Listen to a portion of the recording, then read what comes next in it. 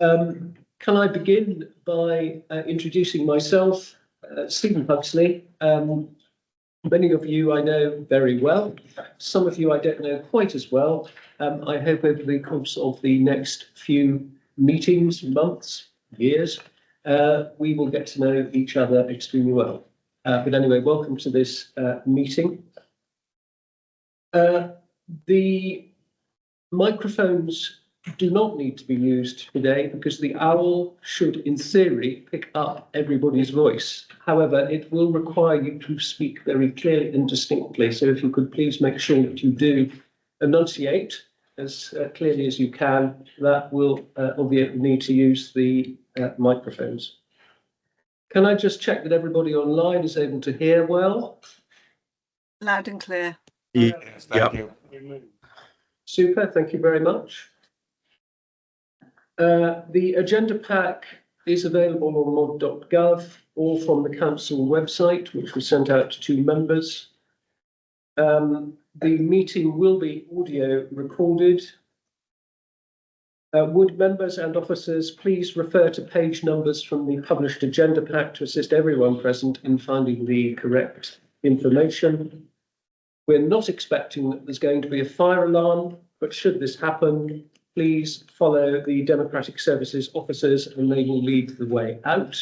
We always follow our officers in everything, and we will need to do that.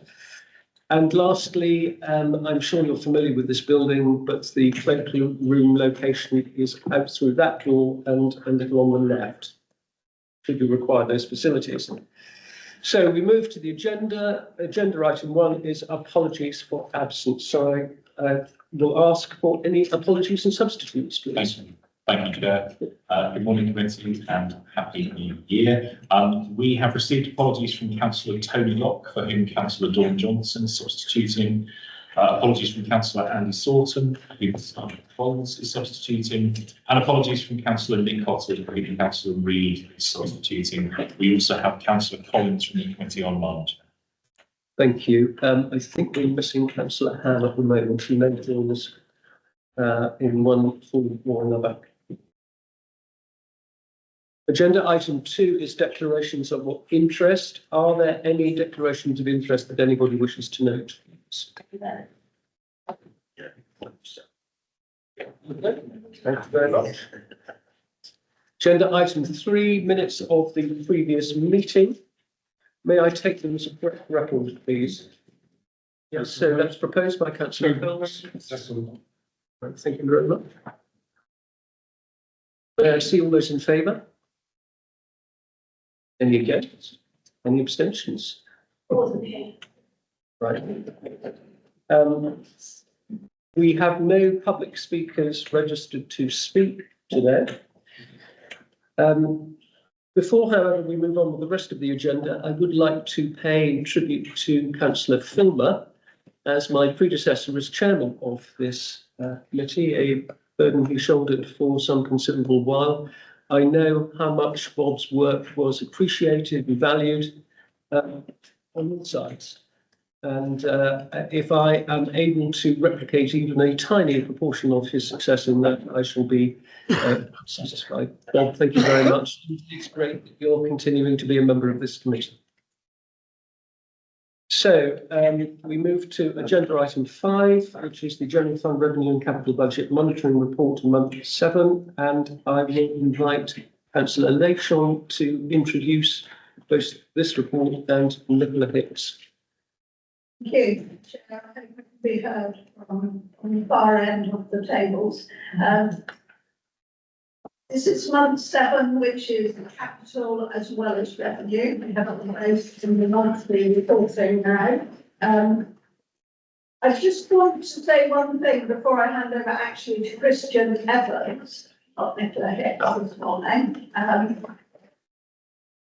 When we look at what might be considered an underspend, I really hope that colleagues understand that it's not a true underspend, because we have set the budget, as we know, with one-off monies and capitalisation directive and use of MTFP earmarked reserves. So what it will be a lesser draw on the MTFP reserves than the budget.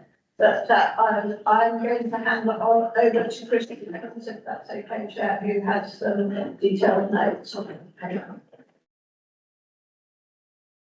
Morning all. So my name is Chris Evans, Head of Finance Business Partnering. Like Leslie, I am covering forward today. So just to give you a few headlines for the month 7. So we are expecting a total underspend of 8,782,000. The underspend is being used to reduce draw from reserves, as calculations just said. With a positive movement from Q2, which has been used at 303,000. That's made up of small positive and negative movements across the brackets. The biggest negative movement was in strategic asset management, and that was 703,000. And that was due to a change in approach to offset the overspending in commercial investment properties, from service underspend rather than from the investment. Other services underspend, an increase of 327,000, which is good news, and that's due to the growth being less than originally anticipated.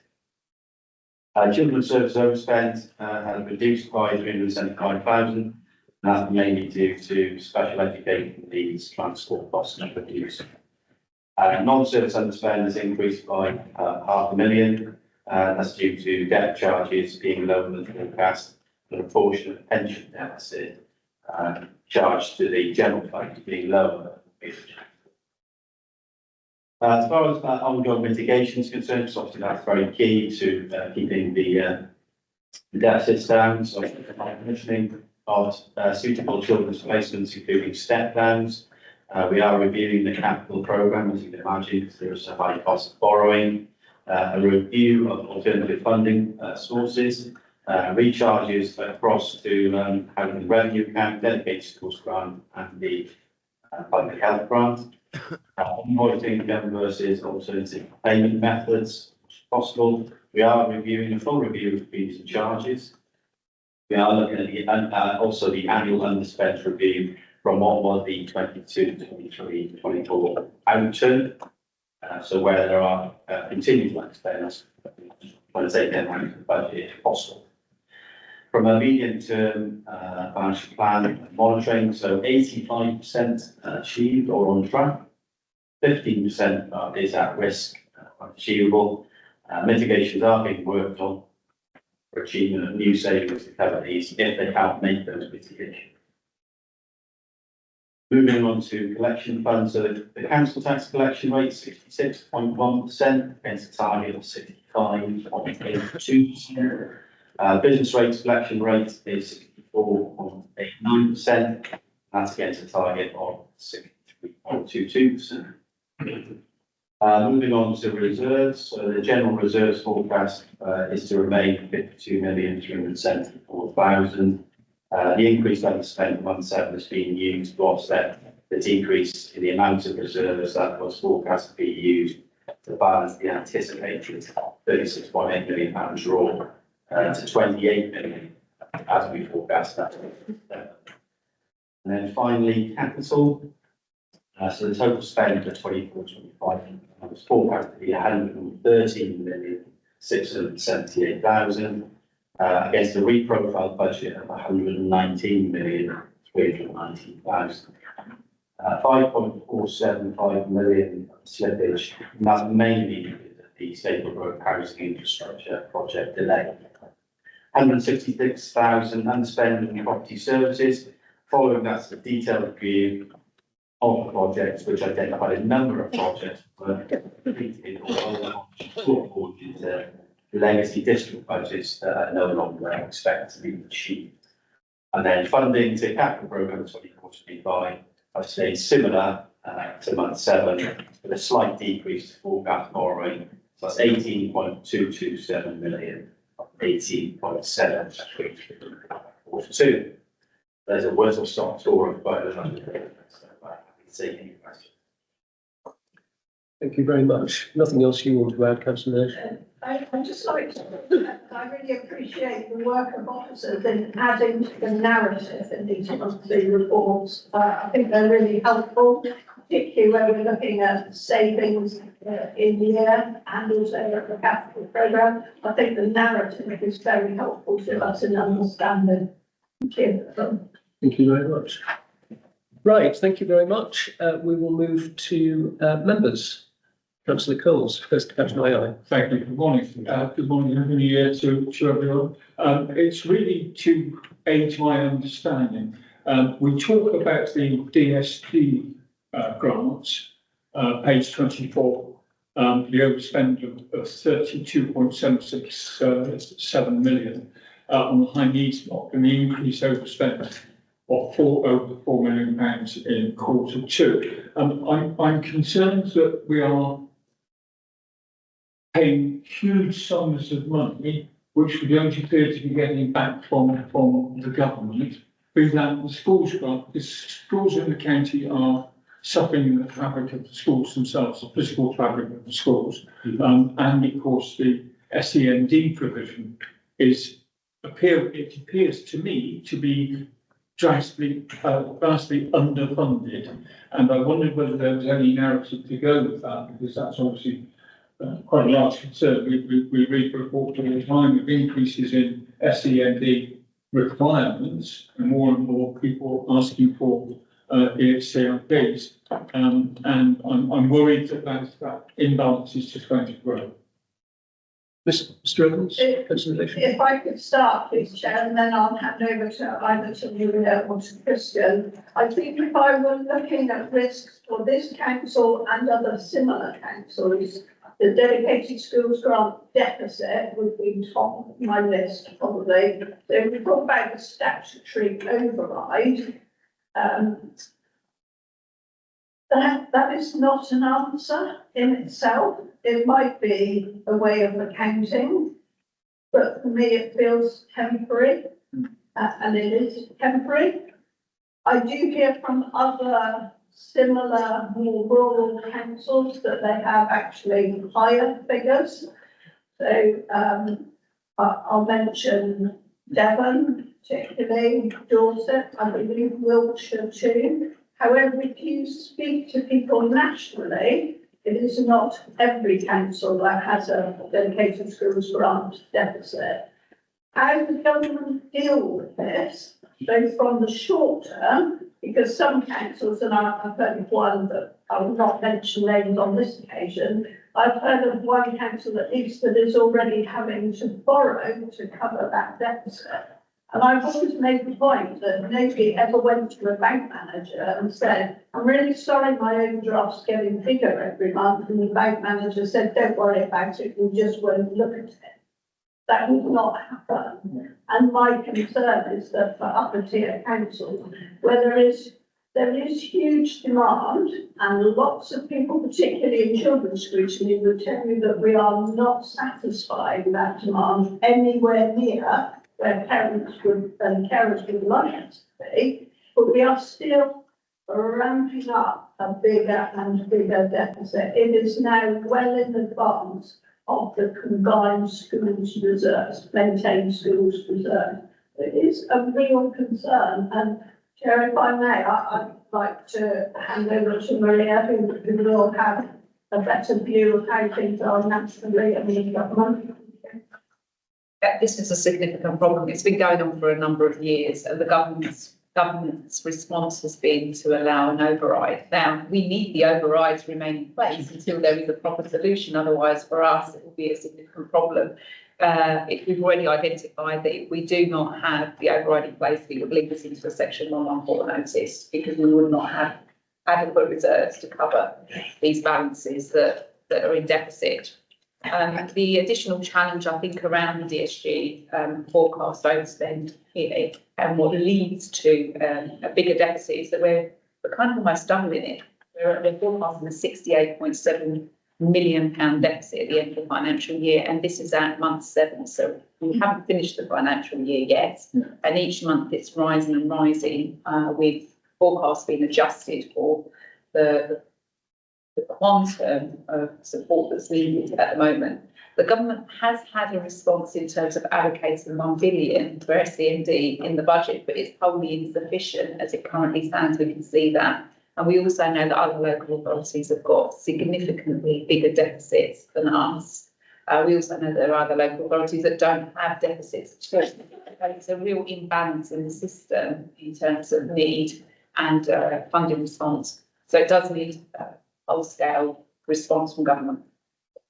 Do you want to come back? Thank you, but least worst is not much of an answer. No, With respect, my apologies.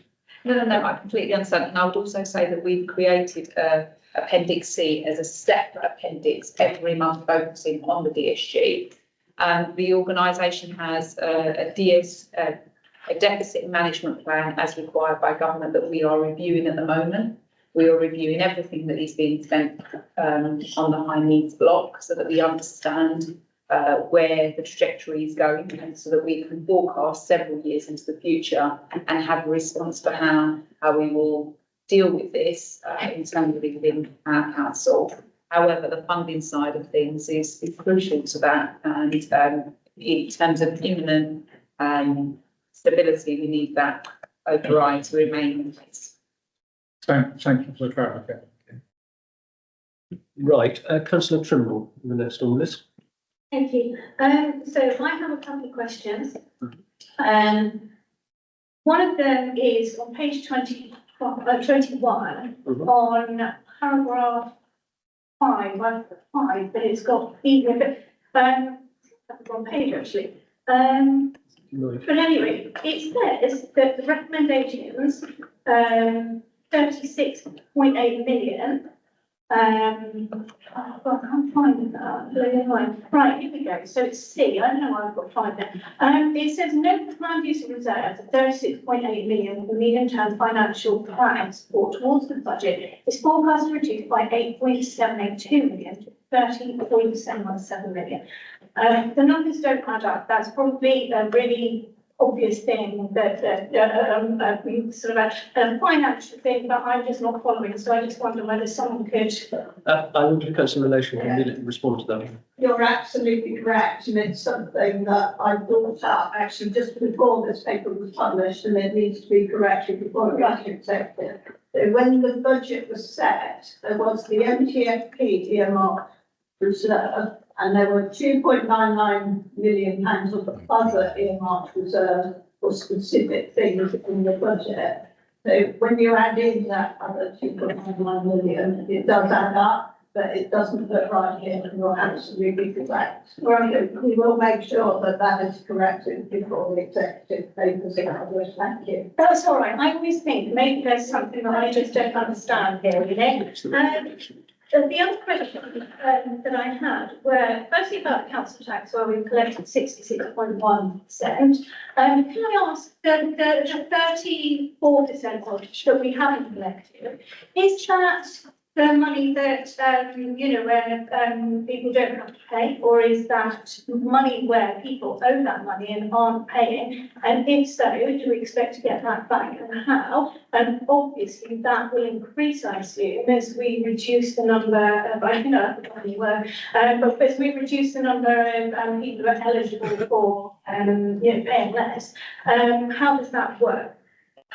Really, thank you, that'll do. I mean, it's the first day back. I'm clearly not back on fire. And also, just this, I think it's a stable growth development on page 28, where we received a grant of 14.21 million, or 216 million.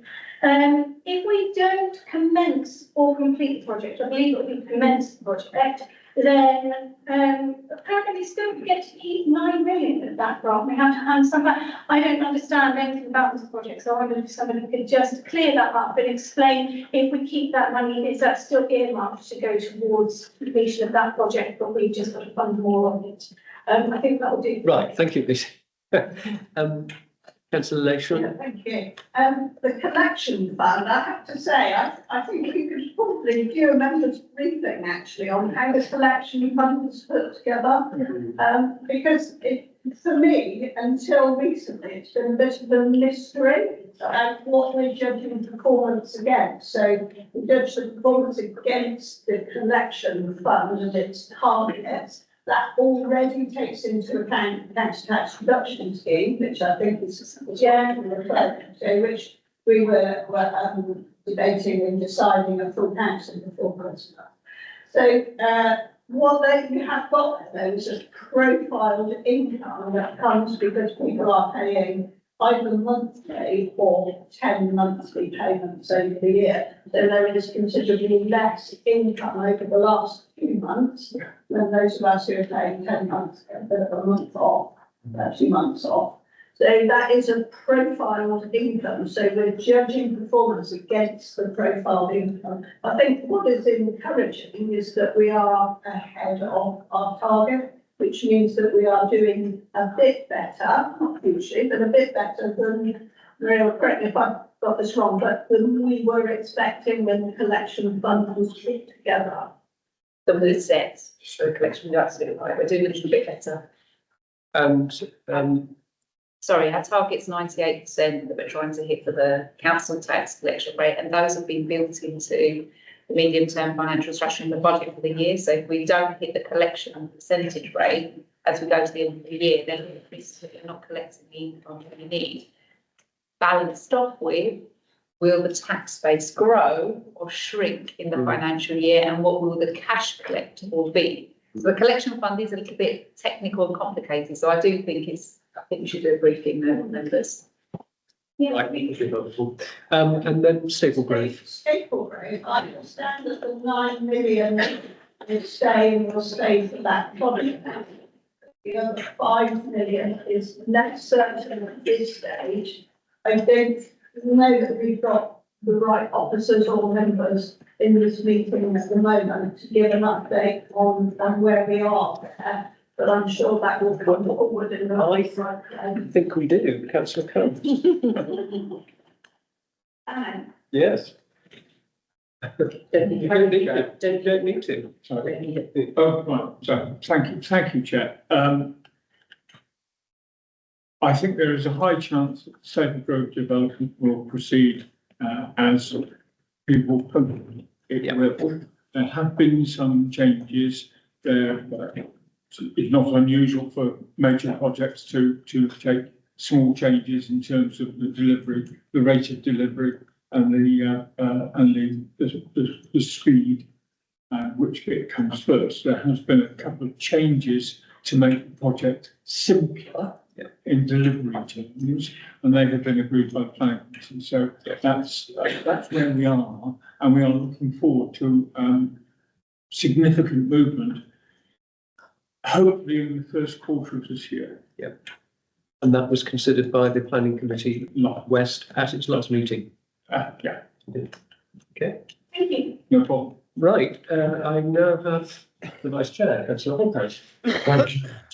Maria, at the last meeting here, or maybe the one before, you said to us that any overspend, you would be asking for the directors to produce the same amount of money they overspent in extra savings. On the chart, I can't find the page, I've just lost it. Where you've got, I'll find it again now. You've got at risk 5 million and unattainable 1.23 million. That's on page 26. Have you managed to get the directors to agree the same sums to replace those lost savings? Very good question. So it was in my summary that I was going to give at the end of this.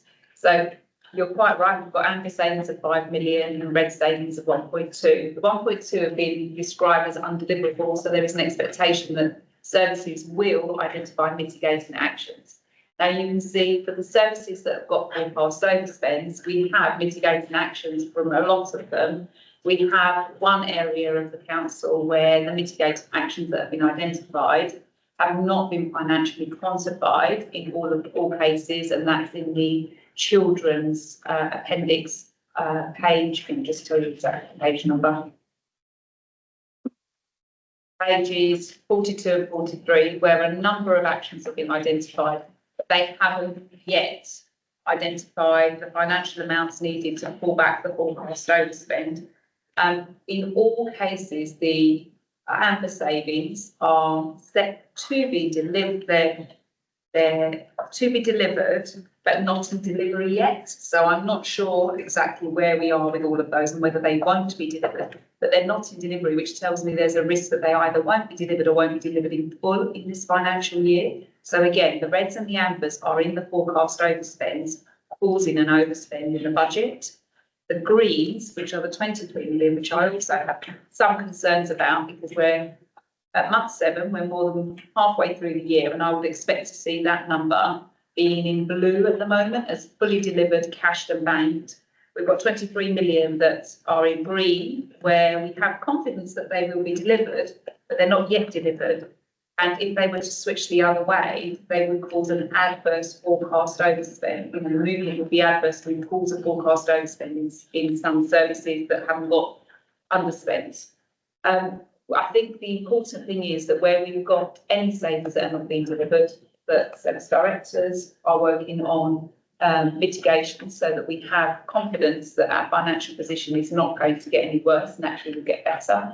And our budget is predicated on all of these savings being delivered on time, to profile and value in the financial year. And where the mitigation tables do not have sufficient mitigations at the financial value, however challenging it may be, it's important that we're endeavouring to have mitigations identified. And in some cases, there may be initiatives where members will need to take decisions as to whether they want those mitigations to be going forward or not. And others will be perfectly acceptable for officers to carry them out. I would urge scrutiny committees and for the very relevant directorates to take a particular interest in those areas and scrutinise those mitigations and where we can go with them. Thank you. Can I come? Yes, please do. I can't find the chart, so you'll have to excuse me not giving you a page.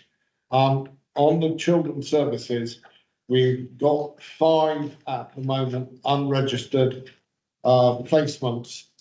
The budget is for 1 a year, 1 a month, sorry, and we've yet to meet that budget this year at all. Can I ask that the Children's Scrutiny Committee take this up, please? And question why the budget was for 1 when we were at 10 or 12 at the beginning of the year and we're now at 5. Okay, That's me. Thank you. thank you very much. Councillor Johnson. Yeah, obviously the Children's Families Education Services is an area of concern for everyone. One of the comments you just made, Maria, was about other authorities not having the same challenges. And I just wondered if you could enlighten us really on what the differences are in some of those authorities, and are they doing things differently, or is it just different circumstances? It's different circumstances largely for us and for local authorities. Everyone's very different, but also it will be a combination of whether there are SEND placements, special educational needs and disabilities placements within the county or the locality, or whether we've got distance in travelling, the costs associated with out of county placements or out of above placements in some local authorities. And this is a growing challenge. We've been seeing this growing over a number of years. The DSG override has been in place for a number of years. I think at the time when it first was introduced, there was a hope that local authorities would be able to pull this problem back themselves. So you would have heard of the safety valve, you would have heard of how local authorities were working with government to try and get a better understanding of the landscape and forecast position that we're in. I think it's been an incredibly challenging time, and I think, you know, since COVID there have been escalations of care needs, complexity of needs, a better understanding of these needs as they change in time. Yeah, I'm just trying more to awareness with parents as well. I'm just trying to understand what the differences across authorities is really, and why some should have such deep issues with it and some managed it. And is there more we need to be doing to better manage it, and looking at those authorities that are not in such a difficult situation as we are? It's not as simple as that. It's down to local need and the number of cases and clients that we have that, in terms of cost to the high needs block, the funding in the high needs block across the piece is not sufficient. We know that, and for some local authorities, it's wholly insufficient, as the case is here. However, it's just about local need and about how the local need is changing. Once a child has an EHCP, and I'm not an expert in this, so I'm sure if Claire was here, she would give a fuller response. But once a child's got an EHCP, my understanding is that stays with that child throughout their school life, in which case the costs are locked in. Exactly what we need to do, we need to meet that child's needs. Yeah, I'm still struggling to see why that need should vary across the country. And I would imagine there are some areas that have substantially bigger need than Somerset does for those requirements. And I just, yeah, I mean, maybe Heather can elucidate a bit more on why that variance happens across the country. I'm trying to shout and really convinced. Councillor Shearer. Really been doing a really brilliant job of explaining the differences, and they are different. I think you picked up really areas that I expect you to do, trying to think about every area have different, let's say, the requirement also, I think, in the financial side of things. If you've got more, you've got less money, and you have quality of incomes, all those things, and I can't think about phrase that, because it's a bit January. So you have that issue, which is part of which affects the children themselves and the families themselves. There's also something about the market, what places are available to children, which and you have a really difficult market. We have probably also paid, I think, in the past as low as we can. So sometimes we have special placement areas in our county where the places are taken up by children out of county. Sometimes our children have to go well out of county. I know there's something just today which I can't go into, but the only place that we can find for that particular situation, that particular family, is in Hull. So there are certain types of placements which we don't have so many here. One of the things, and again, Maria touched on beautifully, the work around our deficit management plan is something we have to have right in the forefront now, because we have to make sure that we can invest some of that in continual uplift of money. And some of that is about how we work with our providers, and also how we work with our schools to make sure that our schools can keep our children in the mainstream school as much as possible.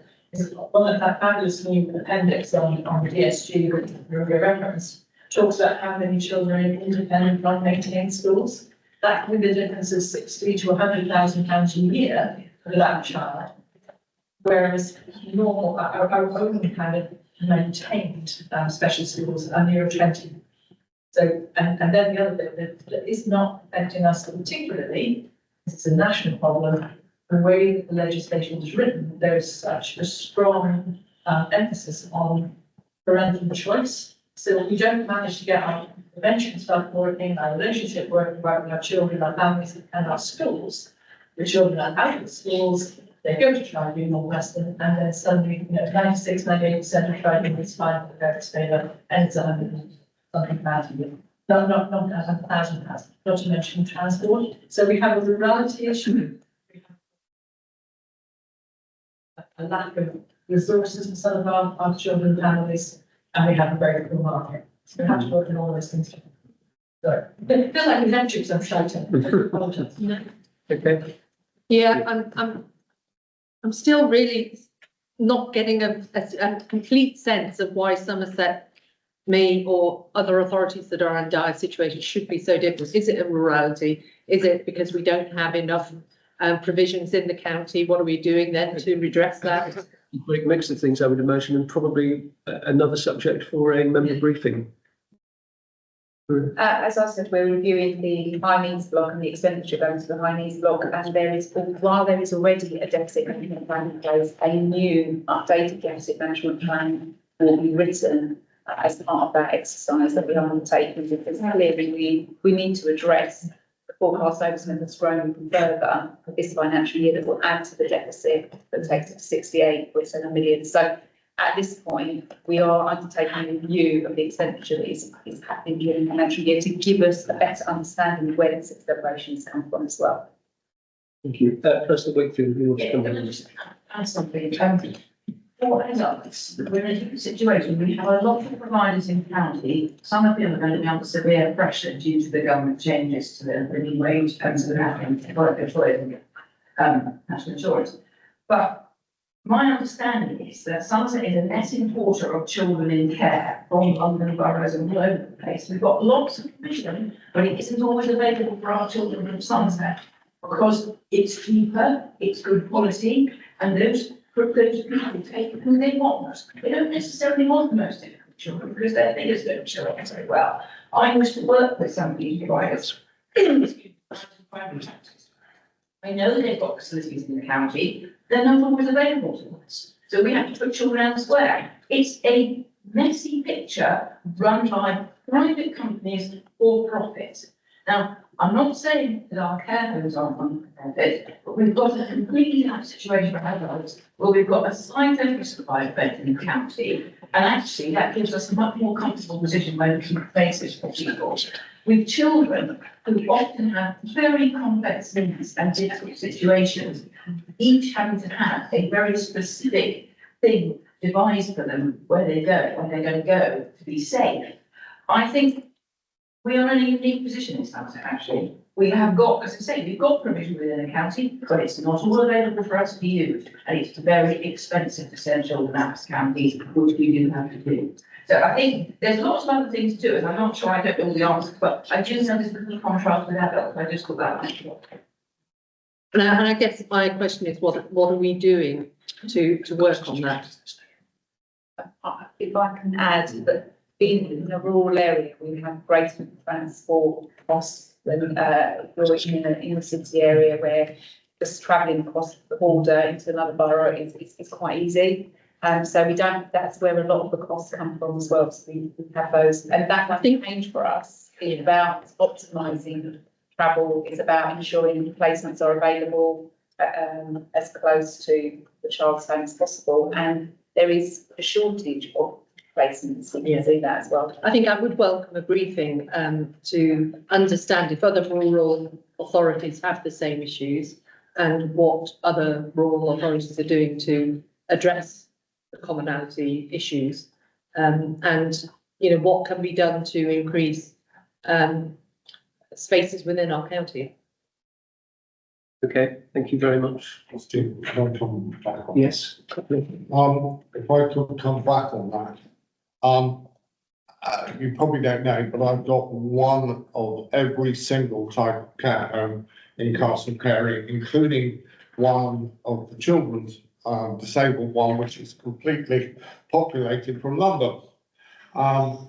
And the fundamental point here is the change that the last government brought in on the financial balance of what we were paying to our care homes. We were by far the cheapest council in the local area for payment for people being in care homes. So in Castle Carey, in both my big care homes, I have more than 50% of the population is from Dorset. And we need to understand that the change in the finances that the last government brought in October last year completely changed the whole situation, put the adult social care budget in a real problem, and that is not yet sorted out. And the change in the population of people in the care homes does not at the moment reflect what has changed in the finances. And we need to get our heads around the fact that the situation that we were put in last October is considerably worse than it was forecast to be. And I don't think it's improved very much, so I'm stand to be corrected. Thank you very much. Councillor Peter Seam. Thank you, Chair. My query relates to the general capital programme. Having noted on page 107 the conference of Appendix N, where it mentions one of the elements together will refresh. specifically 47 North Middle Street, which is a building which collapsed into the street and is currently shored up by scaffold by a lot of our high school. This has been the case for some time, and I gather that there is progress, it just seems interminably slow. But my concern is, having looked back at Appendix K, where we have the expenditure for the overlay, it's, if you like, a little bit more mature than the Stable Grove situation, and we've already adjusted the profile of the budget to reflect the slippages there, although there is further slippage. My concern is to know whether any of the funding associated with the public road works, there's a section of the street which can't be refreshed, can't be repaved and brought up to the standard of the remainder of the street. Clearly that was bid on a firm price contract with the contractor, but they're frustrated at the moment because of this collapsed building. There are two concerns. The first is any of the funding at risk, which when there were some closure dates on future high street fund funding. Is there a risk of cost growth as a result of the delay?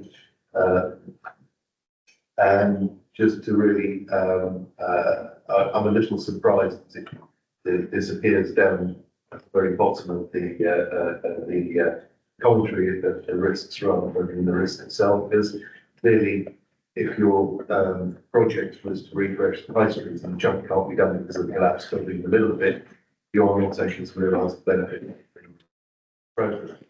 So I would have said it would risk the delivery of the actual project rather than necessarily the scheduled works. A bit surprised. But is there any risk to the funding, and is there a risk of cost growth, and is that adequately reflected in these numbers? Because clearly it's still helping our capital program. Thank you. Who would like to field that? Please look at each other. Fine, I'll have a go. So we've got about £8.8 million associated with grant funding, grants and contributions. I'm not sure what the conditions are associated with. So what I'll do is I'll take your question away just to ensure if we've got a time frame around it, or sometimes if there's a particular circumstances, you can have a conversation with grant and body to say we've got these particular circumstances, can we extend the grant conditions accordingly? We can move it back. Chairman, if I could back, I think the other thing I would say is please can we pull what's in the town that isn't required.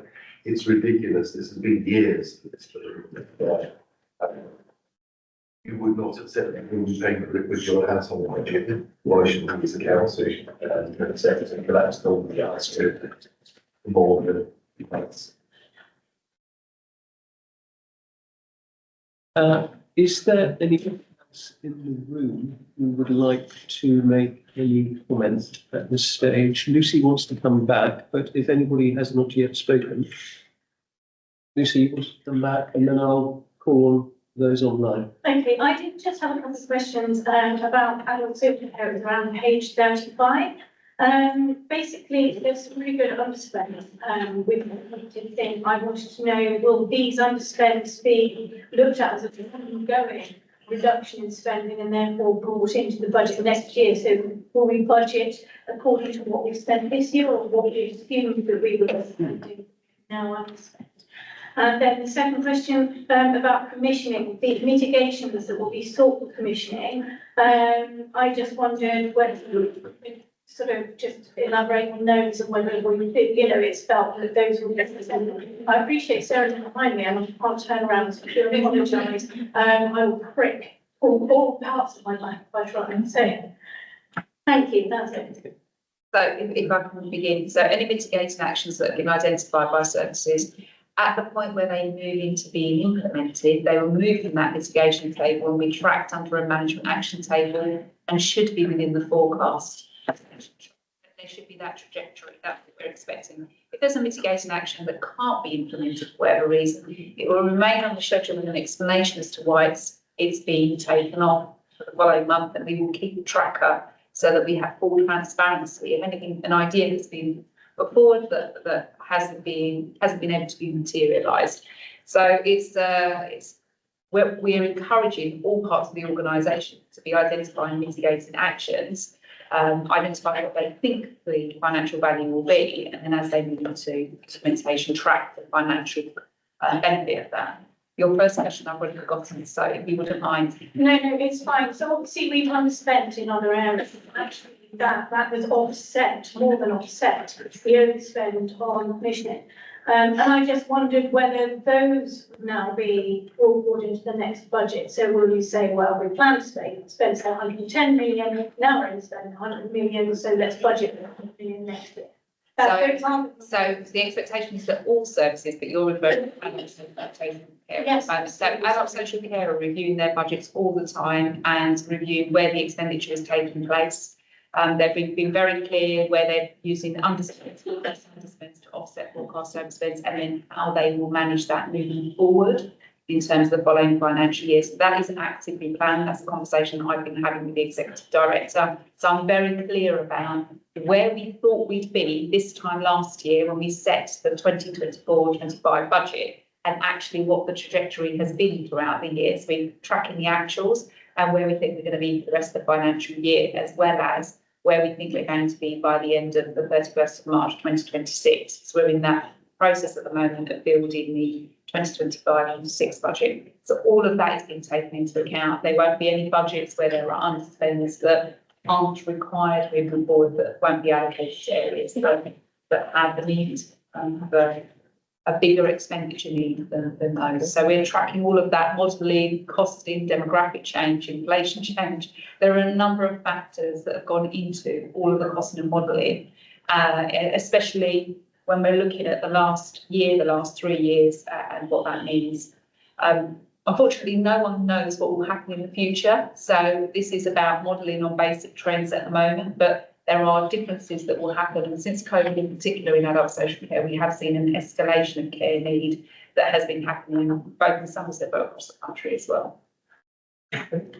Just a quick one. So obviously some of this, I assume, is due to the Newton project, but it's not guaranteed that those savings could be replicated the following year. So the transformation programme that Newton have assisted adults with has been really successful. We can see that it's already achieved significant savings. We've got 10 million that is achieved in the current financial year, and you can see that from the savings tracker. You can also see that in our savings identified for the following financial year in 25-26, we've got another £3.9 million identified already that is linked to this programme of work. So it's great to see. I'm looking to see that we produce more, that we can do more, and that we are transforming all the time, because transformation doesn't end in one programme, it's a continuation of a continuous change. Thank you. Councillor Wakefield. Yeah, just to add, and to certainly from a financial point of view, obviously, Maria absolutely got on. Then savings from Newton, £10 million, that's taken into account and that's included in the budget. So we accepted that that will continue, and as Maria suggested, further savings we're expecting. When it comes to projections of the future, which will become clear as we look at the budget, for example, we have got a gradually increasing number of people we look after in Somerset, because we've got this ageing population and we do look after more people each year. However, we've got a savings on the budget for people in care because we've got more people at home. So domiciliary care has gone up, but people in care has gone down. It is more expensive to have people in care, and therefore we have made savings that way. So we are making projections for the future, and actually, I've been looking at them this morning. If they are quite helpful, we have to give an estimate each year when we're doing our budgets of what's going to happen in the next year. As Maria said, quite right, it's almost impossible to be accurate. We do know from previous years about how things have been going, roughly what is going to happen. And it's a good picture in adult care. So we've got some good figures. We don't expect a massive increase in people. The figures are roughly quite small. That does obviously mean that people going out of our service, people do pass away. You have to, again, assume that those figures will be roughly the same as we go forward. But I'm quite confident we've got some accurate figures here and that we will be able to do the budgeting for next year based on those figures. Right, thank you very much for that. And we'll now move to our online members, beginning with Councillor Wren. Thank you, Mr. Chairman. In the grand scheme of things, this is a relatively small thing, but like many small things, there is a risk that they can expand beyond their immediate impact. And I'm looking at page 24, I think it is, at the top bullet point, the strategy workshop and localities, which is forecasting an underspend of 0.711 million, which is an increase of 0.96 million from Q2, mainly due to the forecast underspend in legal services. The forecast increase of 0.9096 due to an overspend in legal services due to relying on locum and agency lawyers to deliver statutory and demand-led services, because recruitment challenge is offset by savings in staff vacancies. Now, as you know, I sit on the Planning West Committee. Our regular planning solicitor has not been present, and I understand the gentleman who's standing in lives in North London, so I imagine his costs of attending a single meeting in Taunton are quite substantial. So what I'd be very interested to know, and I'm afraid that the business case doesn't give a lot of information in this level of detail, is whether these locums are just for a very small transitory period, and therefore the increase in £96,000 is only for a small period, or whether this is likely to persist and become an increasing pressure, because of course as a council we cannot operate without legal services. It's far better if we've got our own in-house people, in my view, and if we continue to rely on locums from other parts of the country, you have to come by expensive trains and things like that, then the costs are going to increase. So I do want the specific point I'd like to ask is, at what point did this 0.96 million, this pressure in legal services, start to occur? And at what point is it expected to decrease and go away? Thank you, Councillor Wren. Right, who would like to field that one? Mr. Jones. Thank you, Chair. To answer the question, Councillor Wren's question regarding legal costs, is actually spot on. There have been a considerable concern for quite a long period of time, particularly since Vesting Day, in the costs associated with our legal services, but also the overspend and particularly the local workforce. Work that myself, the head of legal and other colleagues have been working on is developing a structure as part of the overall council restructure that begins to address that concern by recruiting and ensuring that we retain those people, those lawyers that are appropriate for service delivery. In addition to that, we've been looking at taking steps to understand what is driving legal costs, particularly legal childcare, and what steps can then be taken to improve the processes and the procedures to reduce those costs as far as reasonably practicable. There is an ongoing pressure, and that has been an ongoing pressure for some time. Steps have been taken to identify what that pressure is likely to be next financial year, and then understand what the transition plan is likely to be, and also looking to address that into the next financial year by looking at the restructure, by looking at putting an appropriate base budget in place to address that concern, but also looking at legal practice and procedure and ensuring the structure is in place to support that. So it's in that. All right, thank you very much for that. Councillor Coles, do you want to comment on that? Thanks, Chair. Just on the very point that Alan was talking about. I am very conscious of the costs that can be incurred when, particularly in my area of planning, we are delayed unnecessarily. It is or can be extremely expensive for this authority if we don't get all the paperwork done within the prescribed timescales, and that is a continuing worry, which I will be plaguing with. As I have done for 18 months, I'll continue doing so. But it is a cautionary tale. We have prescribed time limits which we must respond in, which concern me. I'm sure your concerns are echoed by every other planning. Thank you. Thank you. And our final speaker online is Councillor Chilcott. Mandy. Thank you. Good morning, Chair. Just a couple of questions, if I may. The first one really is around the non-service line, which is quite a large budget actually. And when we look at the summary table, it just shows us one line. I just wonder whether moving forward, as with the other areas, we could sort of start to break it down a little bit. There is some dialogue within the rest of the report, but that is the sort of one of the biggest areas of difference in the whole budget. And my question really in regard to that is, were we too cautious with that budget, bearing in mind we have a contingency that is there? Anything that sits there for interest charges that is not used effectively takes money out of another budget elsewhere, or more out of the public purse than we need to. So that's my first question. The second one was around residential and nursing care and the home costs. I was quite surprised to see that our residential now is costing us more than our nursing placements. Now, I understand there is an NHS element to that, but I'm still quite surprised to see that. I'm wondering if there can be a comment on that. And my last question, I'll throw them all together, Chair, is the dedicated schools grant. I welcome that Children's Scrutiny are going to look into that in more detail. But my question is, do we have any control whatsoever over that spend? If the overspend was to double and treble, would we have any controls in place to be able to stop that happening? And secondly, very simple question, does all that spend, as with the rest of the spend across the council, go through boards, etc., i.e. is it sort of highly scrutinised, just like every other area of spend is? Thank you. Thank you very much, Councillor Chilcott. Who would like to field those?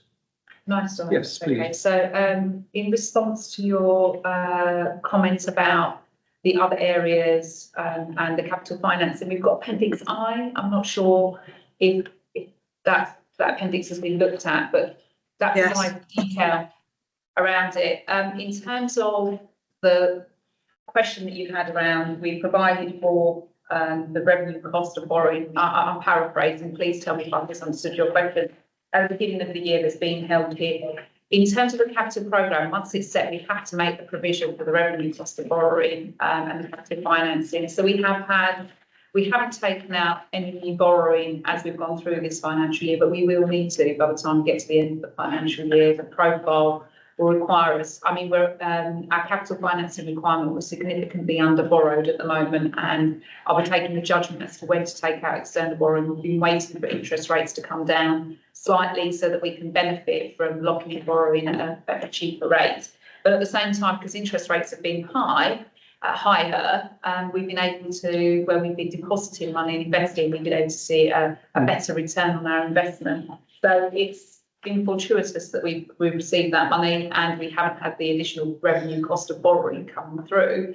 At the same time, obviously, I'm reviewing the capital programme as part of the budget for 25-26, and I'm expecting to reprofile that whole programme so that we're in a position where, again, we'll be making the revenue cost of borrowing for the capital programme that we have ahead of us.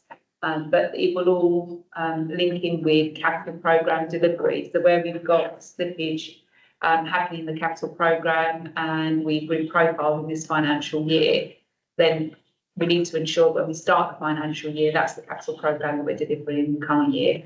Albeit it's a multi-year programme, and actually capital programmes can accelerate as well as slip. In terms of the DSG and the scrutiny that DSG is under, as with all areas of the council, there are spend boards in place across the piece. There's also a Children's Financial Recovery Board that I chair that looks at the children's financial position of both the DSG and the General Fund on a monthly basis, reviewing and scrutinising savings delivery, mitigating actions, the causes of spend and changes in forecast overspends on a monthly basis, with actions that are taken away to implement so that we can move forward and find mitigation so that the forecast overspends can come down. As I've said already, there is a deficit management plan already in place, and a new one will be created following the review of the high needs block and expenditure that is being charged there during the year. Okay, right, Mandy? Yeah, I'll just come back on those and challenge slightly if I may. So I think DSG plan, there's been a plan to get that back under control for as many years as I can remember. The plans just don't seem to be working. You know, that's the reality of it. Secondly, in common with the capital spend, year after year, I see that we have not needed to borrow because the programmes have not been delivered as expected when the budget was set. And again, that's a repeated difference in every budget that I've looked at in recent years. So again, that's a repeated situation. And my third question, Chair, was around the residential v nursing costs, just as a reminder. Thank you. Residential costs. Councillor Wakefield, do you want to deal with that? Yeah, I can answer that. Unfortunately, it's on page 36, if you're interested. In appendix A, page 36. There are two bar charts there, and the cost, you just can't compare the cost of a residential placement at £835 a week to the average cost, so we pay more and less, but that is what you could pay for somebody to have a bed in a residential home. For nursing placements, as was acknowledged in the question, part of the cost is paid by the NHS. So the total cost is not £800. That's the bit that the council has to pay, and the rest, another £300 or £400 probably, is paid by the NHS. There's a shared cost. So you can't really, although the figures look similar, they're not really. It's just the element that we have to pay as a council. We have been able to keep the market costs under control. Again, because we have a good supply within the county of available places, and because we're keeping more people at home, you get more residential places available if you do that successfully. I must just put a marker up going forward with the cost increases that the government has brought in, and working national insurance and the living wage.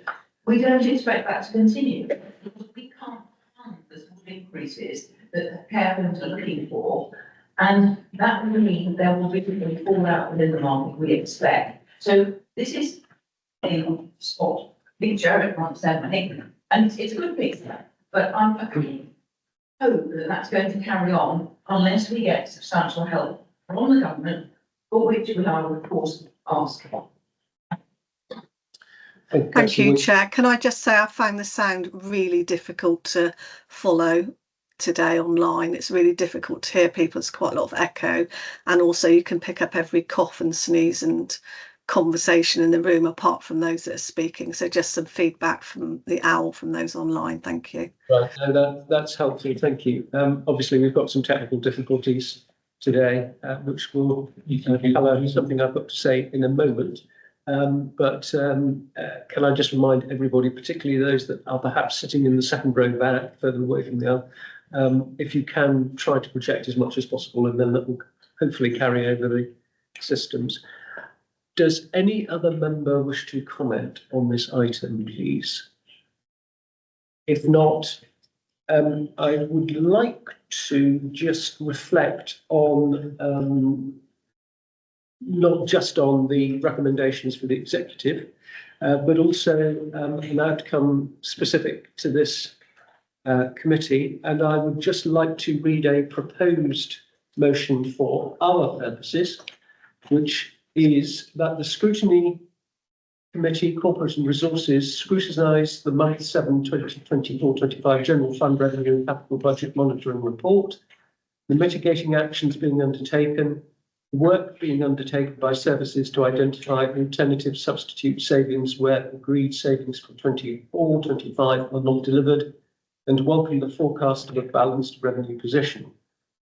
The committee agreed to retain a focus on the dedicated schools grant forecast year-end deficit and the management of child placements within budget allocations. The committee requested further scrutiny and a report back from Scrutiny Committee for Children and Families on these areas to address the children's services forecast overspend to a balanced outturn position. Has everybody got that? I'm sorry, normally we would put it up on the screen, but we don't have the technological backup this morning to be able to do that. So are you happy with that as a further motion for this committee this morning? I propose it, Mr. Chairman. Lucy, you just wanted to comment. No, I just wanted to ask if you could read the first bit about the mitigation. It's just really what we've just been talking about this morning. Okay. The Scrutiny Committee, Corporate and Resources scrutinised the month 7 General Fund Revenue and Capital Budget Monitoring Report, the mitigating actions being undertaken. So in other words, it's what we've been talking about, what the mitigating actions are. Work being undertaken by services to identify alternative substitute savings and welcome the forecast of a balanced revenue position. So in other words, that sums up what we've been talking about this morning. The second part of it is saying this is what we would really like the focus to be on the dedicated schools grant forecast. And again, looking forward to the report back from the Scrutiny Committee for Children and Families in those areas. Thank you. All right. So that's been proposed by the Vice Chairman, Councillor Hobhouse. Is that seconded, please, by Councillor Filmer? So we'll take that one, unless there's any debate on that, if you're all happy with that. We'll take the recommendations as they are currently printed. So the recommendations from the executive, and I'm advised that item C, notwithstanding the discussion we had about the precise figures, can stand as it is for this morning's purposes. So I will propose from the chair the recommendations A to L for the executive. Is that seconded, please? By Councillor C. May I see all those in favour? Any? I think there's no quorum. Good. Fine, so that's passed. And then the second is the further motion that I've just read out, which has been proposed and seconded. May I see all those in favour, please? Again, that's NEMCON. Thank you very much, ladies and gentlemen. So that deals with that item. And I think we might have a 5-minute pause before we move on to agenda item 6. So we'll adjourn for 5 minutes. Very much. Right.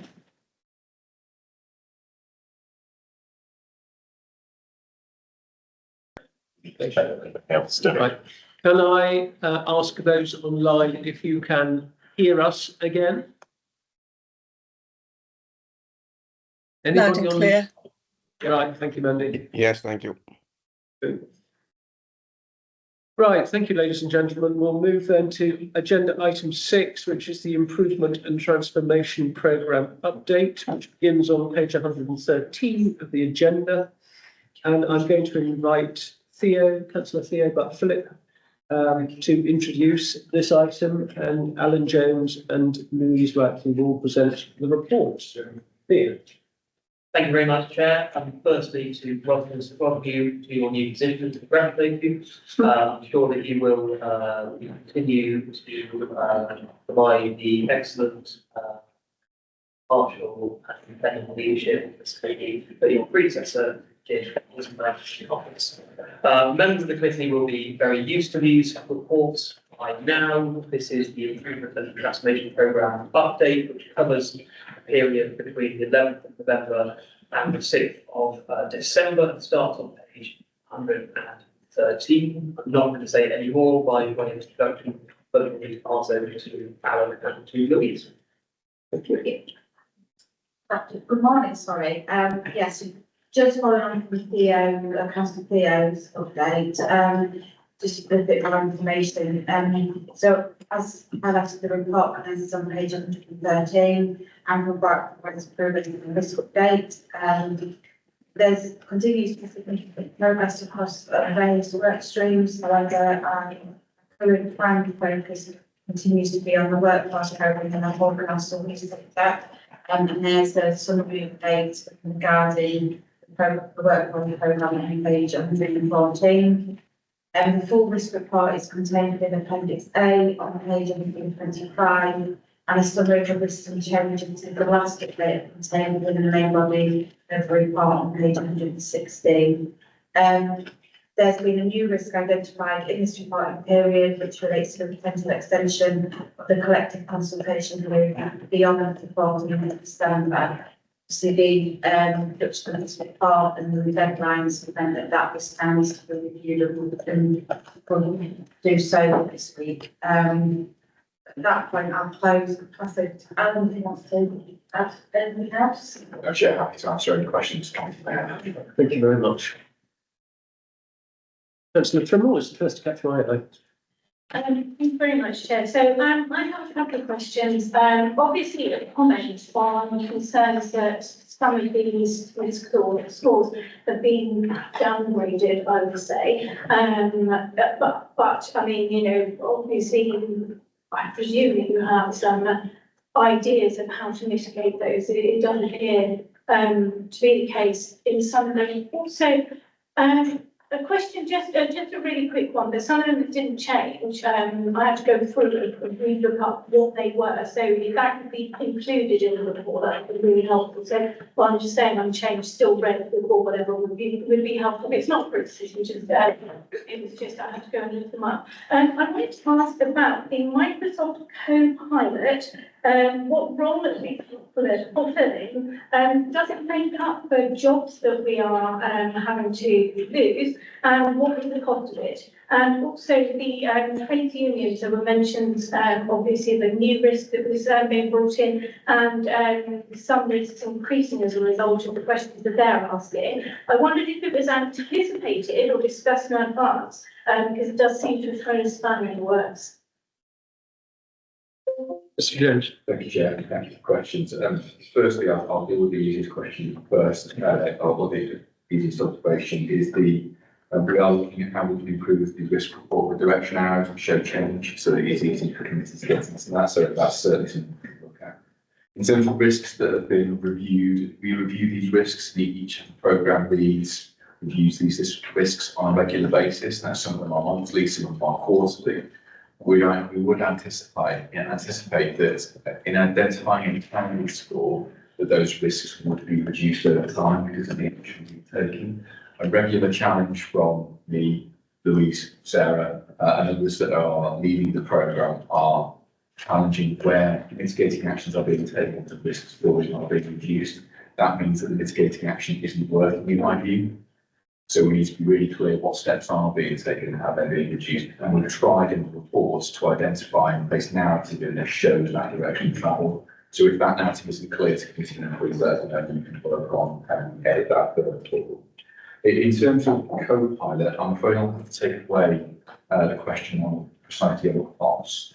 Relatively speaking, the costs associated with the license are incredibly small per employee. But I will take that away to make sure that's understood and give you a precise answer.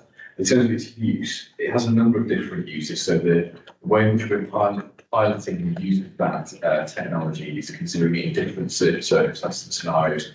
For example, I use it on a regular basis to assist in planning for my day, in answering and responding to any key questions, summarising content and information, so helping me kind of get into my email inbox in a more regular and effective way.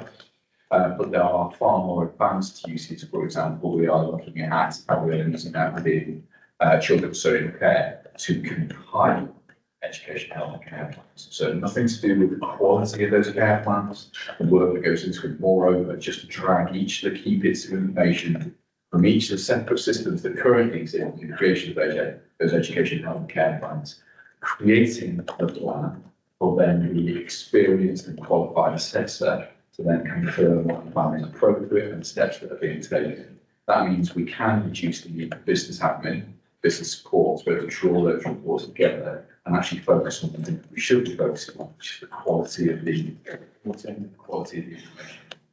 They're just two examples. So again, if it would help the committee, you could bring an update on the use of Copilot, how it's being set out, or certainly provide members and information that show some of the use cases for that piece of technology.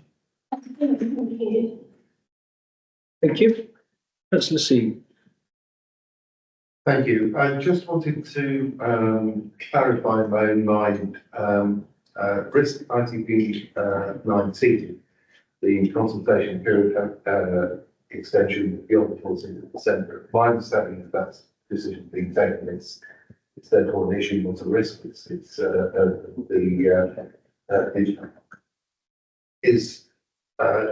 Is the risk there to track the risks arising out of that decision, or is this just a legacy risk for the Through you, Chair, and in fact, Councillor is absolutely correct. This is now an issue because it was a risk that was identified at that particular point in time. Action has now been taken. It's just a factor of when this report was getting information.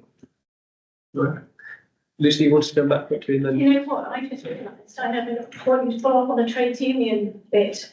Sorry, I apologise. My apologies, Chair, through you.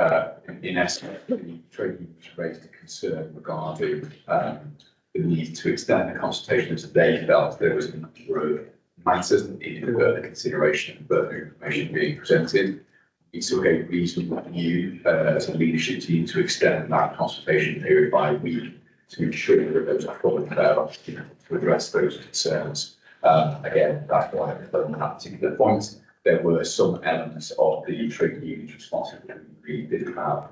We were of material concern to extend it. That's why it's a bit of a risk to it. Councillor Johnson. Yeah, it was just a quick check-in really on the capitalisation directive and whether we've got any more knowledge on when that might be agreed or not. My understanding is we haven't had the full and final official response, but that there is no doubt that that will be received. Everything's proceeding as planned. Last update from Maria in her conversations with the department were that everything was in place. They were simply waiting for all councils to complete their assessments so they can essentially present it on announcement. But I don't know whether Chris has got any further update on that. Yes, Councillor. I can just add to that, Chair, that some of the councils that asked for capitalisation directive national financial support did ask for it and then didn't take it up. And so it may be that it sounds sensible for government to wait until towards the end of the financial year before finalising the arrangements. Because some of the councils may have asked for it and not taken it or not taken it at all. So I think I can understand why it's sounding a matter of concern to members. I think those reasons give me less concern, and the fact that Maria and our Chief Executive Duncan are having regular meetings with MHCLG civil servants really gives us assurance, I think, that we are on top of this. And don't forget, of course, that we've set a budget with capitalisation directive and reserves. Other councils will have set a budget with just capitalisation directive. And so as they go through the year, they may have overspends, they may have underspend. We're looking to reduce the draw on the NTFP reserve, not reduce the draw on our capitalisation directive. Other councils may be different.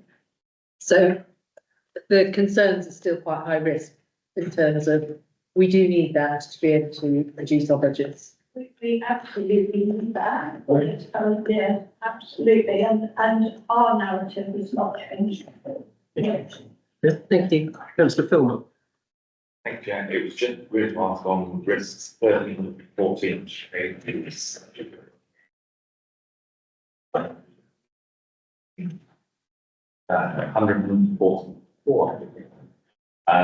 But basically, these are risks relating to devolution from town parish, which is obviously key to making this work. The latest updates there are November. Feedback I'm getting from parishes in my own area is particularly that rural parishes were having conversations with us about devolution, are being given the impression that go away and come back in 3 years' time. Because we haven't got the resources to deal with it. So obviously one of these risks is about the resources. So I just wondered how that is being dealt with. Because obviously there was an initial enthusiasm which came when we first approached parishes. We could well find that enthusiasm has waned by the time we get back to talking to them. But obviously they are needing to make plans as to how they move forward, so really just wanted an update of how we're taking that forward. Thank you for that. I know we're aware of the fact that Minehead, I think, is on the cusp now of agreeing the devolution deal, so presumably the process is still ongoing.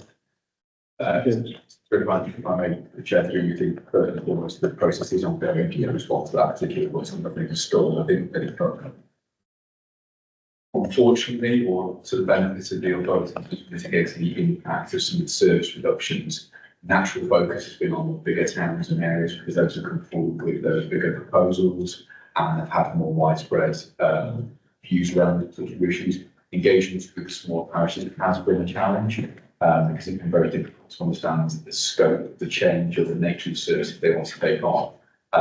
One of the aspects, I'm sure Louise would confirm as well, one of the aspects that we've been working on for the next 3 months is making sure the scope of the devolution part of this programme is very clearly defined, because we are getting to a point whereby we will need to focus on the small parishes to understand how we can focus on the groupings of those particular areas. What's really clear is that the financial benefits to the parish and financial costs to the parish and the parishes involved is significant if they were to take on individual service and risk, which is a matter that's been discussed before. However, the groups and parishes may be able to band together to be able to take particular services on where their towns have had the single ability to do that. Individual parishes haven't. So highways was a good example of that, but regrettably we weren't able to make this progress we thought we were going to do things like highway stewardship because of the costs. So it will be something that we'll be focusing on for this particular quarter, ready to have that program to finalise. But you're absolutely right to highlight it. It is massively uncertain that potentially we end up with devolution to our towns only and not being able to focus on the parishes that want to step in and step up to those particular services. And executive were really clear with us when they allocated the £600,000 that was for the devolution of services to towns and parishes and the city council. So there's no discrimination depending on size. So we've been really clear that we need to focus on where the biggest impact is. We'll need to focus on those parishes. And I should say, because someone else will do, I'm sure, parish meetings are also quite important in that. Yes, indeed. Thank you. Councillor Nation. Thank you. I just wanted to make the point that I have requested again recently that earmarked reserve of £600,000 looked at again to make sure that we are using that promptly and efficiently as possible, so that we move devolution to parish and city councils as soon as possible. And it was really interesting at the parish conference that was held at Canalside in November that there was still a considerable amount of discussion and engagement on devolution. I've seen since that Wiltshire is working on similar things, and I think, say this in a public meeting, I think this is something where Somerset will be seen as having been a trailblazer for how we work with the more local councils now. Before anyone tells me that I'm not taking this into consideration, I do understand that many of those bigger town councils, the parish as well, have put up their precept in order to do that. As a local taxpayer, I like to pay my portion of council tax and precept to Street Parish Council, knowing that that will be spent in the street on its needs and priorities, and that smaller council will be able to use local contractors, and in my view, possibly get better value for the council taxpayers' money of that portion of the precept. So I do think that this is something where we will see other councils looking at the work that we have done, and it will never be quick enough for everyone. I do understand that, and it has come at a very challenging time, and it has moved at a faster rate than was in the Somerset business case. I can see it continuing to develop as a programme, and I can see it continuing to be valued as a programme. And I think it's up to all of us, this council and the city town and parish council, to make sure that we explain to people, A, where their be set from Somerset Council is predominantly spent?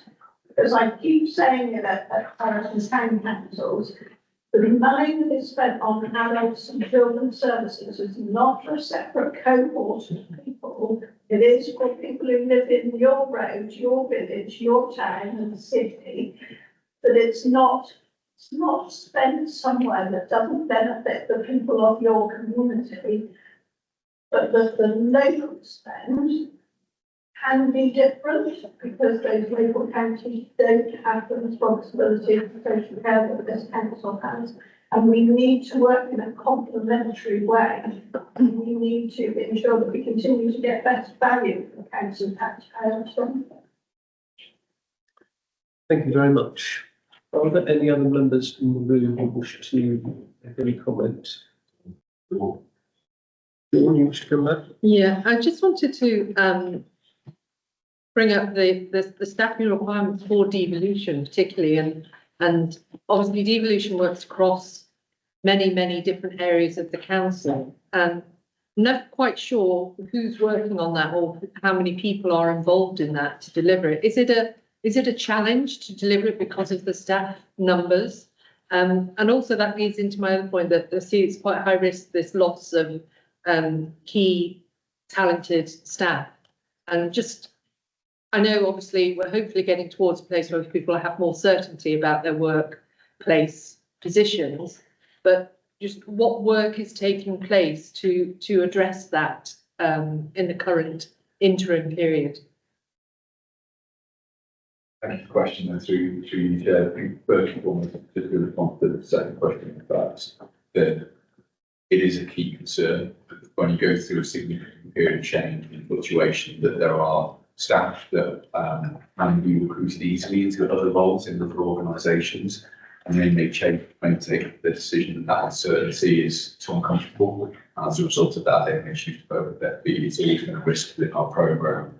Part of the benefit of the pace that we're living, and there are very few benefits of the pace we're working at. One of those benefits is the fact that we're able to respond quickly and we have that structure in place. We could have taken a decision if the finances allowed it to do this over a longer period of time. That's what was envisaged within the Somerset business case, a longer period of transition towards the new single authority for Somerset, but that simply wasn't fast enough to address the issues and concerns that happened, both from a financial perspective, but also because it was an incremental approach to develop those teams. This is faster, it's more brutal, but hopefully we provide that certainty on timescales that will reassure staff. So that's the best way in which we're addressing that risk, but it's a real risk. And we are seeing it across a number of our and a number of different teams, particularly in those professional areas where staff are mobile in terms of their recruitment opportunities. We've already discussed lawyers, for example, small as an example of that. I think that's the first thing I would say. In terms of the overall programme and the number of staff involved in things like devolution, what we found is that by having a broader approach to devolution, putting in different teams and different skill sets, so that's everything from lawyers involved to transferring by legal deeds, the intellectual those developments, but also being led by services. We first started that programme back in 2022. Prior to vesting day, it was driven by a central team, and what was really clear that we need to do is engage those services, those service experts that have the skills, expertise, work out how to transfer those to their back. So the programme team are drawing those items together, but very much devolution being led by those particular service areas, particularly what was in the communities services area, because they had the skills and expertise about what's contractors, kids, and staffing requirements for those transfers. So I think we've learned a lot since 2022, and we're now implementing that now to 25 using skills experience that existed in the teams, rather than trying to rely on a central team that maybe didn't understand the core of that service that is what they should have done. In terms of the losing key staff, do you see that escalating? Do you see it slowing down as you get to a place where you are confirming people in positions in the next few months? Is that the deadline? We're looking at the end of March, is that right? Yes, sorry. No, and you know, it's just what can you do to retain the people that you are considering key players? So first and foremost, we're working at that pace is quite key to make sure we're able to retain those staff, provide them the opportunity that is setting out what the future in Somerset Council will be, those future roles, those future opportunities. I think that's the first step. And as you say, completing that by March 31st, people are confirming roles. Those that are successful in those roles will know that they are successful and what their position is, but also the entirety of the team. It's not as if it's a case of you're successful, but your team is still uncertain. Actually, we're trying to do all of that. And, that creates its own risks and issues. Hopefully, that's much clearer to staff. Whereas we get this organisation involved. Thank you. Councillor Trimble, you want to come back? Pick up on Liz's point, because I think you make a good point that that money could be better spent in those areas by more people. However, I'm still picking up from my parishes concerns over the responsibility taken on some of these assets. The liability, they're still unclear as to who will hold the liability, the things that they pick up that aren't where the possible effectively. And there is still that concern they have to put up their precepts. And so it's not a stealth tax, but it's extra. We are not going to keep House Fraser as Somerset Council. So it is that double tax rise that people are facing, that our residents face it.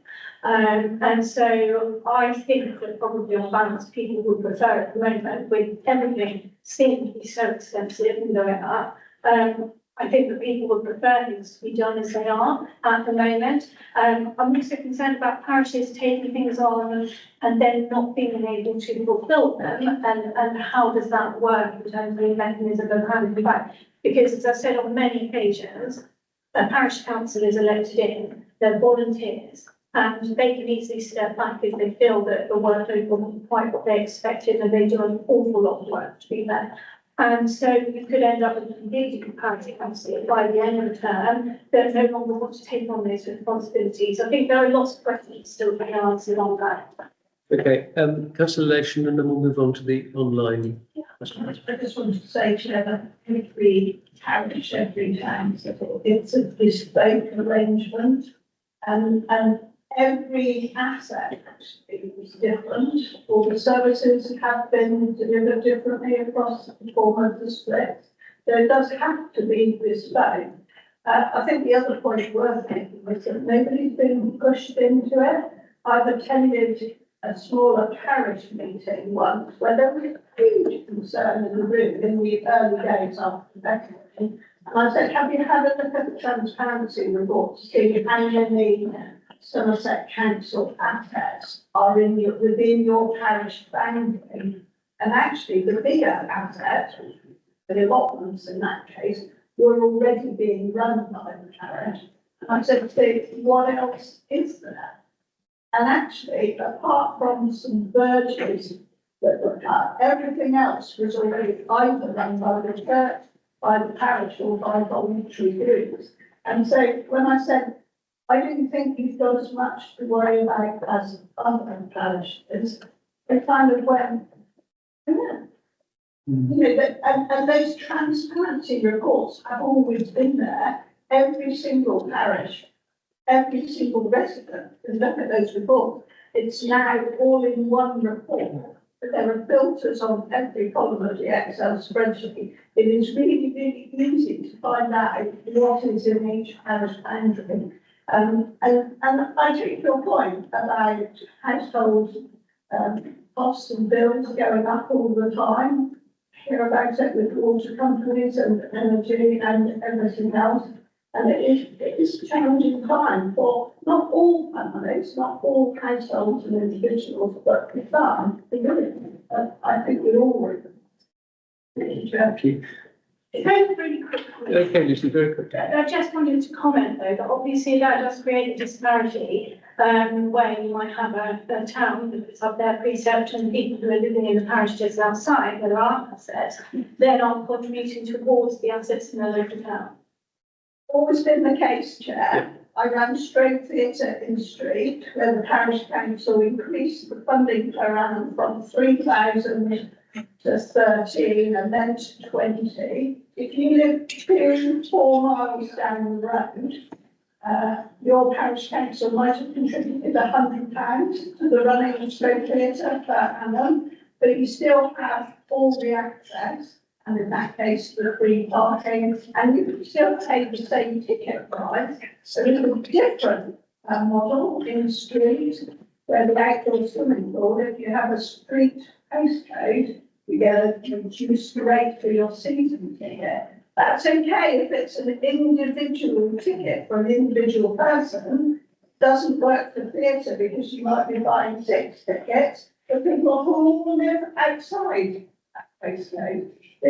That has always been the case, that people who live outside the towns sometimes have a much better deal when it comes to their local precept and the facilities that they have. Ask anyone in the Oval, ask anyone in Crewe, ask anyone in Bridgewater. Yeah, it's the same everywhere. And with my personal professional experience, I'd say it always has been.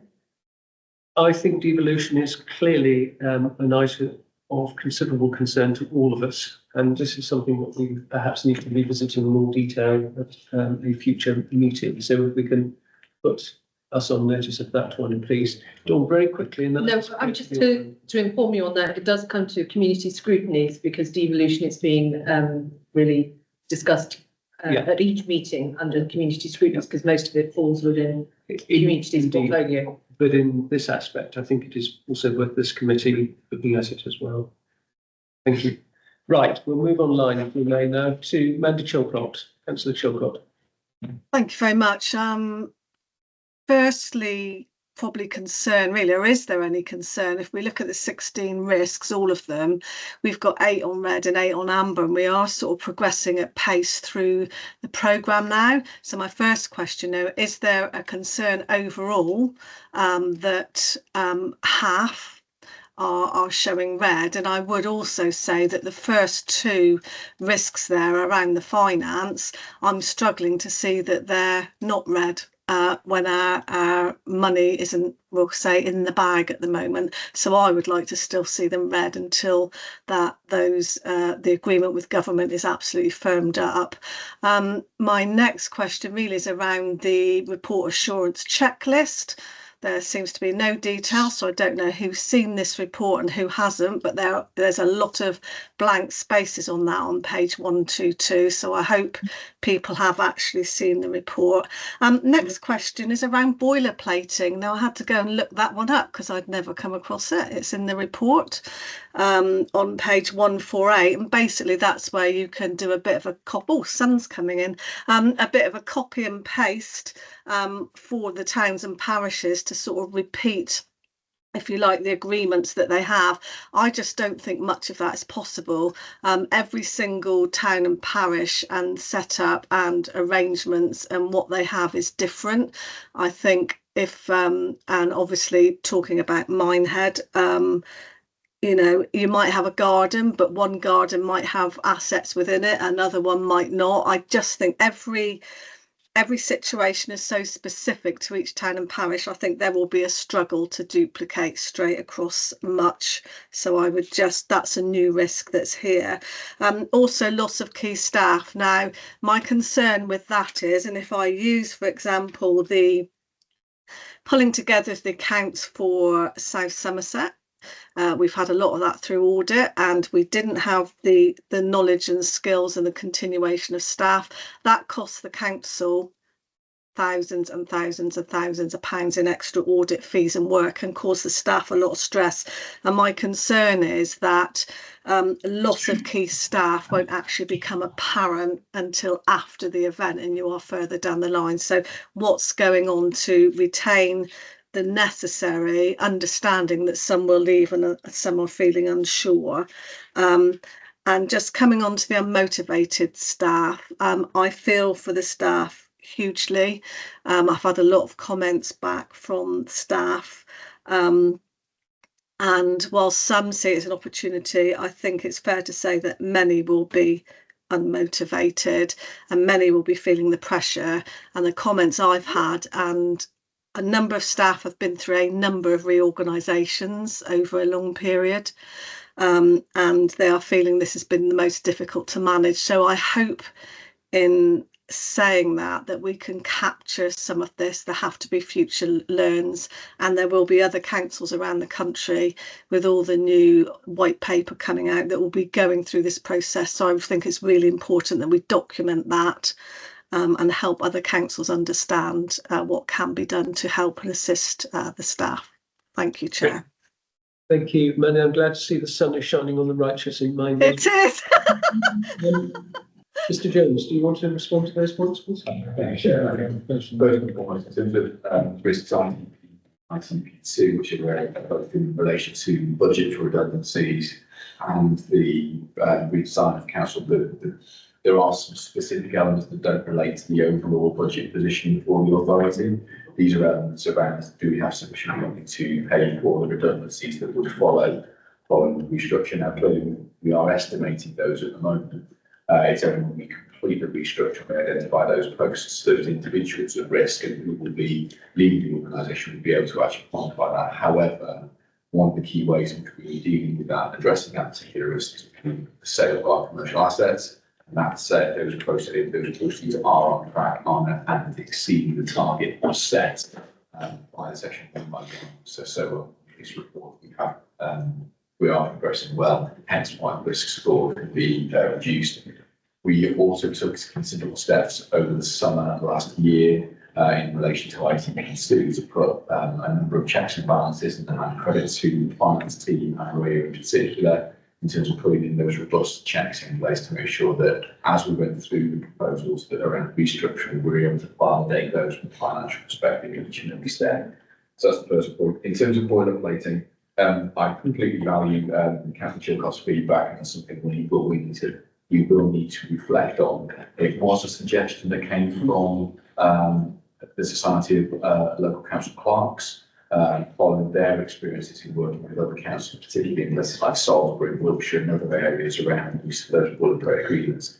I do recognise Councillor Chilcott's comment there about there are individual aspects that need to take into consideration, but a starting point is found to be helpful in different circumstances. But I do acknowledge the concern around boilerplating. Apologies for the use of the term. We'll make sure that those terms are clearly explained in the reports.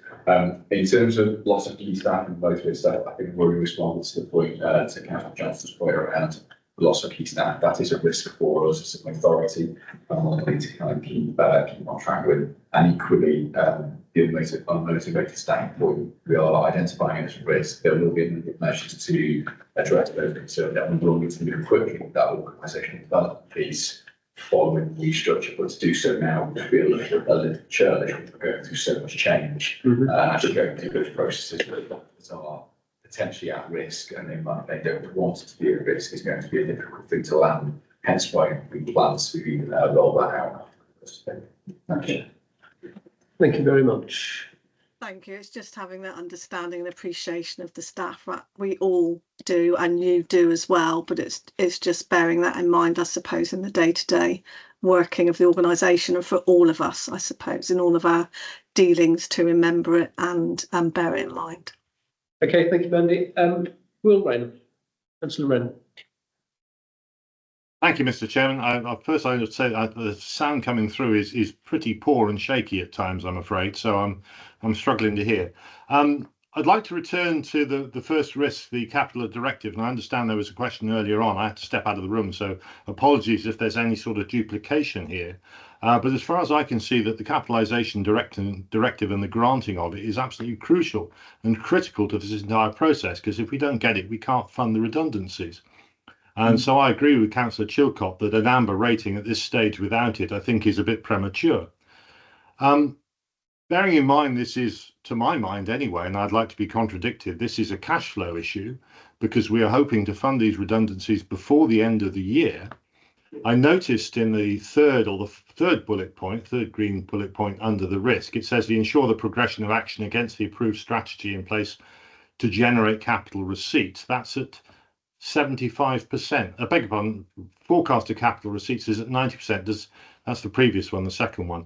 Does that mean that we've got 90% of the money in to fund the redundancy programme should should we get the green light from the government. I'd be interested to know that. Because I also notice that the fourth one at 80% is that finance is closely monitoring the redundancy to timing and cost against that forecast. So there's somebody who's doing an awful lot of work, I hope, on the profile or of the cash flow in order for us to be able to meet the target of fulfilling the redundancy programme in full by the 31st of March.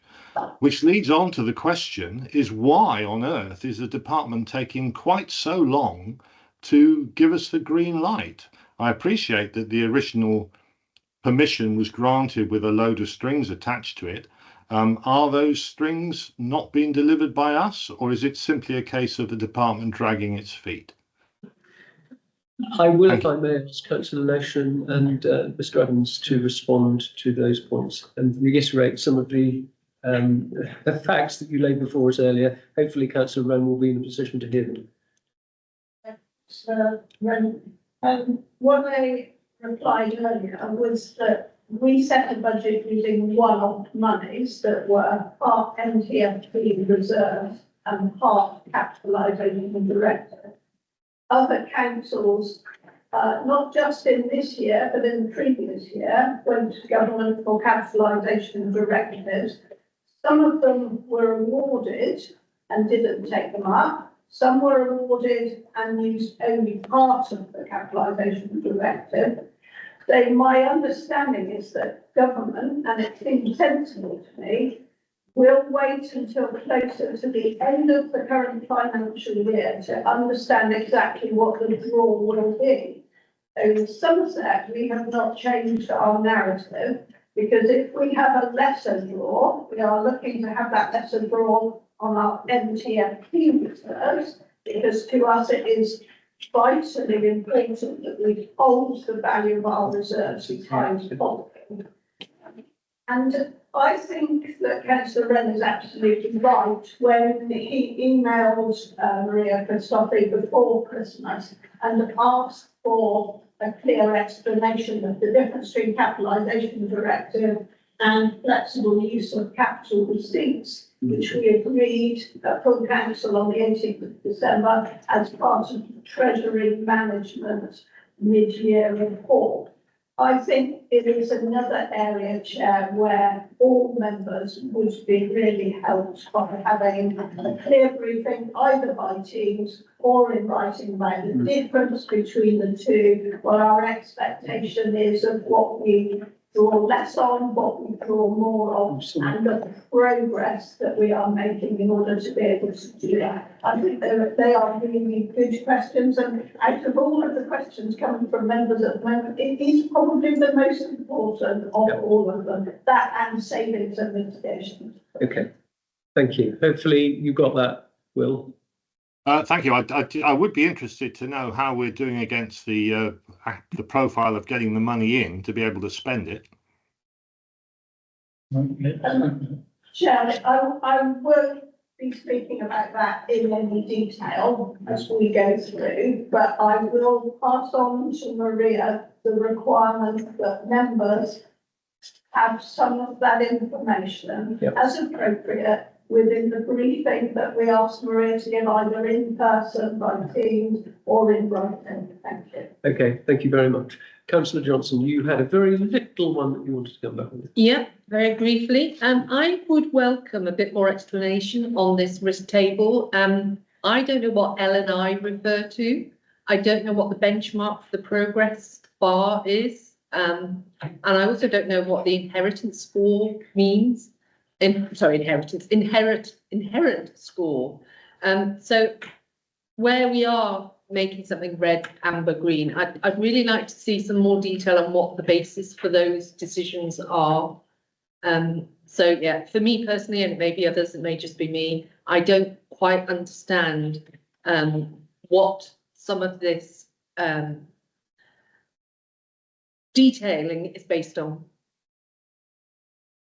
Thank you for the question. I think what we'll do is we'll endeavour to take that away and provide a more detailed breakdown of understanding and setting out why those scores have been set out, the difference between inherent score, residual score and target scores and set those out in a small subscription as part of these reports, and I'll make sure it's included as part of it. And to all members? Yes, of course. And Eleanor? Likelihood impact, Sorry? likelihood and impact.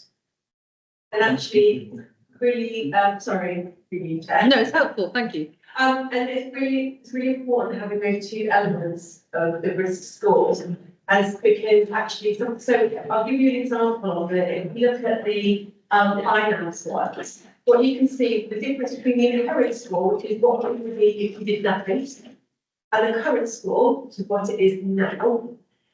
So what you can see, the impact has not changed. So the impact is 5 on the inherent score, and the impact is 5 on the current score. What has changed is the likelihood, and that is due to the mitigating actions that have been put in place. So we've seen that quite often. What we're trying to do is we may not be able to hugely influence the impact of something. What we're looking to do is to try and make that less likely to happen.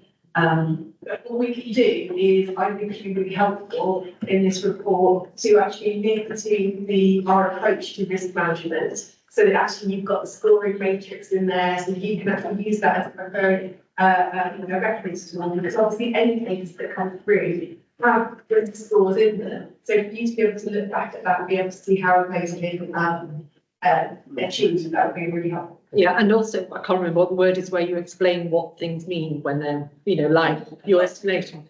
Glossary, thank you, I couldn't find the word. Just briefly, that progress bar, what is the benchmark for that progress bar? Yeah, so the progress bar is, apologies, but I need to down through the progress bar is progressing actions that are taking place. So in terms of, and what I was noticing as I was kind of reading through actually is that some of these are ongoing actions. Of course, it's really hard then to put a progress bar next to it. So I think we just need to go through and actually have a look at those and just make sure, because it's always being in progress, something that we're continually doing to influence that score. But otherwise, what we're looking at is the same progress bar that we've used across all of our risk management processes. What I'll do is I'll get a description for you and for members in that as to what we need when we're going to steps along those progress. Perfect, thank you. I just wanted to make the point, one of the things I've been discussing with Sarah is using the same terminology across all of the different reports. So if it's inherent, current and target, and let's use that in every report. The audit committee first proceed is the home for risk in this council and then the council. But I think being consistent in our terminology and having that glossary is really important. So useful discussion on not only what the report says, but how it's presented to us. Mandy, you wanted to come back very briefly as well, I think. Just to add very briefly, I welcome the approach to risk in this report, but as Councillor Lation says, we are not consistent across our reports at the moment. So I suppose my hesitancy is, if you're going to do a lot of explanation, that needs to be followed by consistency, so you can understand the risk elements of the report wherever it sits within the council. Thank you, Chair. Okay, thank you, Mandy, very much. Are there any other members who wish to speak, please, on this item? If not, the recommendations are straightforward. 1 and 2, note the progress made in the month from the 11th of November to the 6th of December 24. Note the current assessment of programme risks should include those with a score of 16 or higher that may arise during the change process, along with the status of actions to mitigate these risks as detailed in Appendix A. So those are the recommendations, which are proposed by Councillor Coles, seconded by Councillor C. May I see all those in favour of those recommendations, please? That's non-com. Thank you again very much. And can I just remind Mr. Jones that we're looking forward to an update on the use of Microsoft Copilot. Thank you very much. Good, thank you very much. So item 7 is the forward plan. Mr. Woodbridge. Thank you, Chair. Again, just to highlight 3 proposed additions to what you already have shown as the work programme. For your next meeting, which is on the 29th of January, There are two proposed additions, one relating to the organisation restructure. That's ahead of the restructure proposals, then going on to the executive on the 3rd of February, and then finally through to the special council meeting on the 12th of February.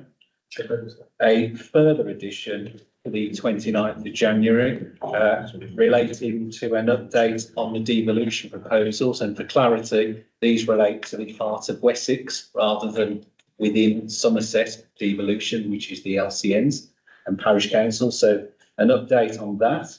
And then a further addition for the meeting on the 28th of February relating to, you know, that we do periodic reviews of the scrutiny function. Again, we propose to bring back, following work by the scrutiny chairs and a working group, a report on a review ahead of the council's AGM. So to do that, that would mean a report back on how the current scrutiny committees are operating, together with any proposals for any improvements or changes. And that's scheduled to come on the 28th of April. Okay, and members clear about that? Just to check, as you said, I'm sure you said the 28th of February, the 28th of April. April. Right, councillor Nation. Can I just check the venue for the joint scrutiny for the budget on the 29th of January? Is that here? Yes. Last year, I think it was at Canal Side. It is here, through the chair, it is here. And although it is on a Wednesday, which obviously is a day where we normally have to pack up, we do have the meeting room booked all day. And again, just for reassurance, that includes the two adjoining rooms. So we will be opening up the two adjoining rooms as well to ensure there is capacity on the day. Chair, will other scrutiny committees be invited as well? Yeah. So there's something to look forward to.